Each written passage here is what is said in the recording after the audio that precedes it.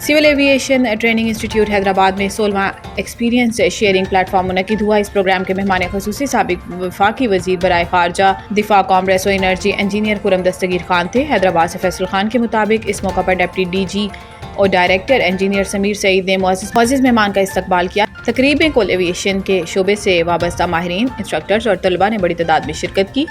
Engineer Khurram दस्तगीर ने अपने खिताब में नौजवानों को जदीद टेक्नोलॉजी और पेशा वराना तरबियत पर तवज्जो देने की ज़रूरत पर जोर दिया, जबकि कैटी इंतज़ामिया ने एविएशन ट्रेनिंग के मायार को मज़ीद बेहतर बनाने के अज़म का इजहार किया।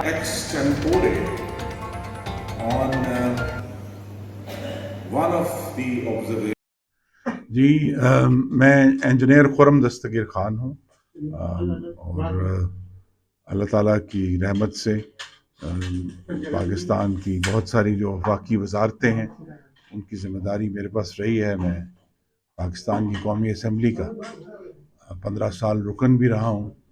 तो बहुत सारे जो हकूमती, रियासती और पार्लिमानी अमूर हैं, सियासी अमूर हैं, अवामी अमूर हैं, उनको बहुत करीब से देखा है। बिस्मिल्लाहिर्रहमानिर्रहीम। मेरा नाम सुमैर सईद है। मैं deputy DG works and development हूँ, पाकिस्तान एयरपोर्ट्स अथॉरिटी, और यहाँ का डायरेक्टर केटाई भी हूँ, सिविल एविएशन ट्रेनिंग इंस्टीट्यूट।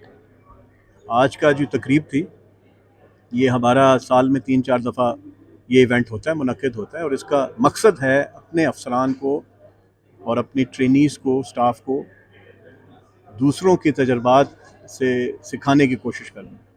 तो इसमें हम अपने इदारे के पुराने जो सरबराह गुज़रे हैं उनको भी बुलाते हैं।